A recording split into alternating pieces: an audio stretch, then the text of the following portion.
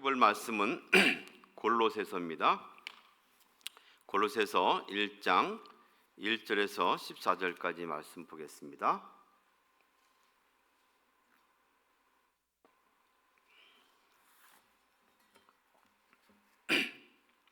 골로새서 1장 1절에서 14절까지 말씀 제가 읽겠습니다. 하나님의 뜻으로 말미암아 그리스도 예수의 사도된 바울과 형제 디모데는 골로새에 있는 성도들 곧 그리스도 안에서 신실한 형제들에게 편지하노니 우리 아버지 하나님으로부터 은혜와 평강이 너에게 있을지어다. 우리가 너희를 위하여 기도할 때마다 하나님 곧 우리 주 예수 그리스도의 아버지께 감사하노라. 이는 그리스도 예수 안에 너희의 믿음과 모든 성도에 대한 사랑을 들었으며 너희를 위하여 하늘에 쌓아둔 소망으로 말미암음이니 곧 너희가 전에 복음 진리의 말씀을 들은 것이라. 이 복음이 이미 너희에게 이름에 너희가 듣고 참으로 하나님 은혜를 깨달은 날부터 너희 중에서와 같이 또한 온 천하에서도 열매를 맺어 자라는도다. 이와 같이 우리와 함께 종된 사랑하는 에바브라에게 너희가 배웠나니 그는 너희를 위한 그리스도의 신실한 일꾼이요 성령 안에서 너희 사랑을 우리에게 알린 자니라. 이로써 우리도 듣던 날부터 너희를 위하여 기도하기를 그치지 아니하고 구하노니 너희로 하여금 모든 신령한 지혜와 총명의 하나님의 뜻을 아는 것으로 채우게 하시고 주께 합당하게 행하여 범사에 기쁘시게 하고 모든 선한 일에 열매를 맺게 하시며 하나님을 아는 것에 자라게 하시고 그 영광의 힘을 따라 모든 능력으로 능하게 하시며 기쁨으로 모든 견디임과 오래 참음에 이르게 하시고 우리로 하여금 빛 가운데서 성도의 기업의 부분을 얻기에 합당하게 하신 아버지께 감사하게 하시기를 원하노라. 그가 우리를 흑암의 권세에서 건져내사 그의 사랑의 아들의 나라로 옮기셨으니 그 아들 안에서 우리가 속량 곧 죄사함을 얻었도다. 아멘. 얼마 전에 우리 교회에서 함께 운영하는 은동교회 어떤 남매가 입학을 하게 되었습니다. 근데 이 남매가 입학하게 된 동기가 좀 긴데 그 부모가 먼저 오신 것이 아니고 또 다른 학부형이 소개를 했습니다. 우리 교회에 남매가 있는데 꼭 은동교회 왔으면 좋겠습니다 해서 연유를 들어보니 이런저런 사정이 있었습니다. 그래서 그 부모님과 함께 면접을 했습니다. 해서 여러 가지 전적 절차를 거쳐가지고 학교에 들어오게 됐습니다. 또 한참 진행되는 가운데 어떤 분이 저에게 또 개인적인 톡을 하다가 그런 부탁을 했습니다. 우리 교회에 누가 있는데 걔들 좀 잘 봐주세요. 잘 부탁합니다. 그 교회가 어떤 교회인지 저는 자세히 알지 못합니다. 그런데 모든 성도들이 그 교회의 목회자와 또 자녀를 굉장히 존중하고 사랑한다는 느낌을 받았습니다. 그분들 중에 일부는 그런 얘기까지 했습니다. 만약에 이 학비가 많이 들고 힘들면 우리가 50% 정도를 감당할 생각이 있습니다. 그러니 이 아이를 좀 잘 봐주십시오. 그 교회가 규모가 크지 않은 교회인데도 불구하고 그들은 굉장한 존경과 사랑의 모습을 나누는 기초적인 아름다운 교회다 하는 생각을 갖게 되었습니다. 교회를 생각할 때 아름다운 교회다, 참 멋지다 하는 그런 교회들이 있는 것을 종종 봅니다. 우리는 오늘 골로새서 말씀을 보게 되는데 우리가 읽은 말씀 듣기만 해도 가슴이 떨리고 참 아름다운 소식이 오는 교회구나 하는 것을 추측할 수 있게 됩니다. 오늘 말씀은 바울이 쓴 편지의 초두, 서두에 있는 말씀입니다. 1절 보면 그런 말씀이 있죠. 하나님의 뜻으로 말미암아 그리스도 예수의 사도된 바울과 형제 디모데는 골로새에 있는 성도들 그 그리스도 안에서 신실한 형제들에게 편지합니다. 이 편지 글이죠. 바울과 디모데가 쓰는 글입니다. 그 수신자는 골로새에 있는 성도들, 골로새 교회라고 말하고 있습니다. 골로새 교회는 우리가 잘 추측이 안 되지만 터키에 있는 한 지방으로 알려지고 있습니다. 그 지역 어딘가 해서 자세한 위치를 이렇게 인터넷 검색을 해보니 좀 내륙 쪽에 있는 그런 곳입니다. 연구자들은 바울이 한 번도 방문한 적이 없는, 친히 그들에게 복음을 전한 적이 없다는 그런 교회를 알려진 것이 바로 이 골로새 교회입니다. 골로새 교회인데 에바브라라는 분에 의해서 설립된 것으로 알려지고 있습니다. 혹자는 3차 전도 여행, 그러니까 그가 에베소에 머물면서 복음을 전했었을 그 당시에 복음을 듣고 흘러서 이 복음을 접한 에바브라에 의해서 설립되고 또 이방인들이 함께 모여서 이어져가는 교회다라고 교회 배경을 말하고 있습니다. 특이한 것은 우리가 한 이틀 전에 계속 묵상했던 빌레몬서 나오는 빌레몬, 또 그의 종 오네시모가 함께 다녔던 교회가 아닌가 하고 추측하고 있다는 점입니다. 오늘 말씀 보면 두 가지 기도하는 내용이 나오고 있는데, 첫 번째는 기도할 때마다 감사가 넘치는 교회라고 칭찬을 하고 있습니다. 사실 이 교회 상황을 전혀 모르는 독자들 또는 이 편지 내용을 보는 사람들은 이 교회가 굉장히 훌륭한 교회구나, 또 바울과 디모데가 교회를 매우 칭찬하고 감사하는 내용을 보면서 이 교회가 범상치가 않다는 것을 알 수 있게 되죠.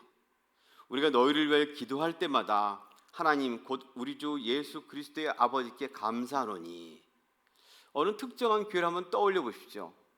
여러분이 고향 교회든지 혹은 지금 몸담고 있는 교회든지 아니면 한국의 큰 대형 교회든지 알고 있는 교회를 떠올려 보십시오.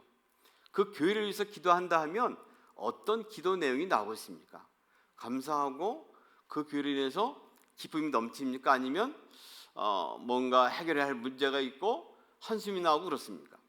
우리 한국 교회를 떠올리면서 기도를 한다면 우리는 하나님 정말 감사합니다 하고 감사가 넘치는 그런 내용이 나옵니까? 아니면은 좀 더 고민하고 또 좀 매달리는 그런 간과하는 내용이 나옵니까? 이 교회는 바울이 생각할 때마다 기도할 때마다 감사가 넘치는 그런 교회라고 말하고 있습니다. 그리고 그 교회에 감사하는 이유를 4절에서 6절까지 쭉 말하고 있습니다. 먼저 이 교회는 한마디로 말한다면 예수 그리스도 중심적인 그런 교회라고 말합니다. 그 안에서 믿음과 사랑과 소망이 있다고 강조하고 있습니다. 그런 것들이 잘 어울려져서 연합한 교회라고 말합니다. 우리는 흔히 믿음, 소망, 사랑 하면 교회의 어떤 가장 큰 신념, 신조 중에 하나다 말하고 있는데, 실제로 잘 운영되고 잘 이끌어지는 교회를 보게 되면 믿음과 사랑과 소망이 잘 어울려서 연합되어서 함께 발현되고 있다라는 것을 발견할 수 있죠. 데살로니가 교회를 통해서도 사도 바울은 그런 비슷한 말을 했습니다. 내가 들었는데 너희의 믿음의 수고, 믿음의 역사, 믿음으로 너희가 일하고 있구나. 사랑의 수고, 사랑으로 힘써 수하고 있구나. 소망의 인내, 그 소망 가운데 인내하고 있구나 하면서 믿음, 소망, 사랑에 근거한 그런 역사가 있는 교회라고, 또 수고가 있고 인내하는 교회라고 칭찬한 적이 있습니다. 4절 보면 이는 그리스도 예수 안에서 너희의 믿음과 너희 모든 성도에 대한 사랑을 들었으며 너희를 위하여 하늘에 쌓아둔 소망으로 말미암음이니 곧 너희가 전에 복음 진리의 말씀을 들은 것이다.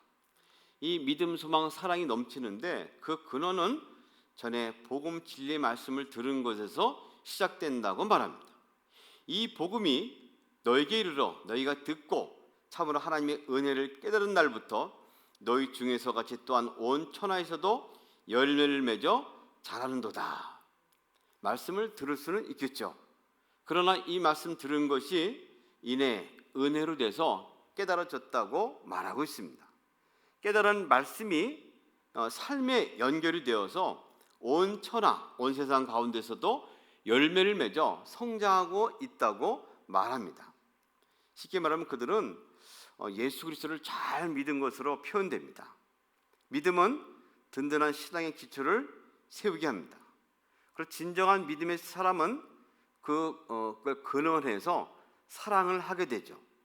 아무리 믿음이 있어도 산을 움직여 바다에 던진다는 그런 믿음이 있다 하더라도 사랑이 없으면 아무것도 아닙니다 하는 우리는 그런 말씀을 고린도전서에서 떠올리게 됩니다. 사랑의 헌신은 소망으로 인해서 인내하고 지속하게 되죠. 좋은 교회는 생각만 해도 감사가 넘치는 교회입니다. 이 교회들은 핵심이 예수 그리스도가 중심이 되어서 복음이 살아있는 교회입니다. 말씀의 듣기를 열심히 하고 깨닫는 은혜가 넘칩니다. 은혜를 누립니다. 그래서 사랑으로 재생산이 이루어지고 있는 교회입니다. 지속적으로 소망 가운데 누리는 그런 교회를 말합니다. 마치 이런 교회를 보게 되면 사막 한가운데서 흐르는 오아시스처럼 시원한 생수가 있다는 것을 느끼게 합니다. 이를 마신 사람이나 짐승이나 또 초목, 나무들이 잘 자라고 풍성해지는 것을 우리는 보게 됩니다. 복음의 열매는 사랑을 베푸는 삶으로 이어지는 것이라 하는 것을 알려주고 있습니다. 이 말씀을 통해서 사랑의 열매를 맺는 복음이 넘치는 그런 교회가 우리 교회가 되기를 소망합니다. 그런데 바울은 계속해서 기도를 한다고 말합니다. 9절 보면 이로써 우리도 듣던 날부터 너희를 위하여 기도하기를 그치지 아니하고 구하노니. 사실은 에바브로에게 뭔가 들었다는 거예요. 그의 사랑 안에서 잘 자라고 있는데 들은 이후로 계속 기도를 하지 않을 수 없는 그런 일이 있다고 말하고 있습니다. 신실한 목회자 에바브로가 있고 성령의 열매를 행하면서 풍성함이 있는 교회인데 그는 어떤 연유로 계속해서 기도를 해야 한다고 말하고 있을까요? 우리가 기도를 한다 하면 뭔가 문제가 있고 끊임없이 그 일을 해결하기 위해서 또는 좀 더 그를 통해서 하나님의 뜻을 알기 위해서 기도하는 우리의 모습을 발견할 수 있지 않습니까? 풍성함에도 불구하고 계속해서 기도하고 있다고 말합니다. 문제를 말하지는 않습니다. 하나님의 뜻을 분별해야 할 필요성이 생기기 때문에 그는 기도한다고 말합니다. 영적 지혜와 총명이 너희들에게 필요하기 때문에 기도를 해야 한다고 말합니다. 그래서 모든 일에 하나님을 기쁘시게 하고 영광을 돌리는 삶이 그들 가운데 되기를 바란다고 말합니다. 아마도 하나님의 뜻이 아닌 혹은 하나님이 아닌 다른 무엇을 위하고 이롭게 하는 엉뚱한 생활로 너희가 낭비하고 있지 않는가 하고 지적하는 듯한 그런 뜻을 발견케 합니다. 선한 일에 열매를 맺고 하나님에 대해서 더 깊이 많이 알아가고 성장하기를 원한다고 한 말씀을 보면 이 골로새 교회에 그들의 발목을 잡고 성장을 멈추게 하고 장벽을 쌓는 어떤 문제가 있다 하는 것을 암시합니다. 그 무엇이 골로새 교회의 영적 충만과 그로 인한 사랑의 사역을 그치게 하고 있는지 자세히 나오고 있지는 않지만 기도의 내용으로 미루어서 짐작할 수 있는 것은 그들이 처음 받은 복음의 삶에 있어서 위협을 받고 있다는 것을 우리를 하여금 눈치채게 합니다. 그래서 어떤 고난과 어려움이 있다 하더라도 결코 좌절하거나 넘어지지 말고 견디고 버티고 인내해서 이 복음의 열매를 계속 이어가라 하고 당부하고 있습니다. 새 번역은 12절 이하를 이렇게 말합니다. 그래서 빛 가운데 있는 성도들이 받을 상속의 몫을 차지할 자격을 여러분의 주신 아버지께 감사를 드리게 되기를 바랍니다. 다시금 감사하기를 바란다는 기도를 하고 있습니다. 왜냐? 12~13절 말씀 보면 아버지께서 우리를 암흑의 권세에서 건져내셔서 자기의 사랑하는 아들의 나라로 옮기셨습니다. 우리는 그 아들 안에서 구속고 죄사함을 받았습니다. 벼랑간 잘 기도한 다음에 이렇게 하는 이유가 무엇인가? 다시금 여러분에게 기도의 고백이 감사의 고백이 나오기 원하는데 그것은 무엇인가? 바로 예수 그리스도이기 때문입니다 하고 말합니다. 그들이 기도하는 이유가 예수 그리스도로 인해 다시금 돌이키기를 원한다는 것이죠. 어떤 문제가 있는 것을 암시했는데 돌이킬 수 있는 길이 있다면 그것은 무엇인가? 여러분에게 받아진 복음의 핵심인 예수 그리스도를 떠올리라고 말합니다. 여러분이 받은 상태가 지금 어떤 모습인가를 말합니다. 한 가지는 여러분이 예수의 피로 인해서 구속을 받았기 때문에 여러분의 이 위치를 생각하라는 것이고요. 또 그로 인해서 하나님 나라를 상속받았음을, 하나님 나라의 기업을 이어갈 사람이기 때문에 그로 인해서 자신감과 당당함을 가지고 나서라는 겁니다. 어찌 보면 문제가 많이 있는데 돌이킬 수 있는 방법이 있다면 그것은 바로 예수 그리스도라 하고 말씀하는 것이죠. 이어지는 말씀은 쭉 이어서 그래서 예수 그리스도는 어떤 분인가를 소개하고 있습니다. 어떤 코치는 감독은 게임하다가 게임이 안 풀리면 중간 쉬는 하프타임 쉬는 시간에 사람 팀들을 불러놓고 이야기를 한답니다. 여러분, 이게 바로 공입니다. 공을 가지고 이야기를 한다는 거예요. 공 차다 온 사람에게 공을 얘기합니다. 공을 누가 모르겠습니까? 다시금 우리가 추구하는 것이 무엇인가를 가장 기본적 원초적부터 시작을 한다는 거예요. 그래서 이내 선수들은 알아차리고 우리가 기본에서 무엇이 잘못되고 있는가, 어디가 뒤틀렸는가, 무엇이 게임을 안 풀리게 하는가를 알아챈다는 것이죠. 그리고 이후에 게임을 하기로 잘 코치하는 감독으로 유명하다고 그런 얘기를 들었습니다. 우리가 문제가 있고 어렵고 힘들 때에 다시금 우리 자세를 고치고 설 수 있는 것이 무엇일까요? 그것은 바로 예수 그리스도께로 돌이키는 일입니다.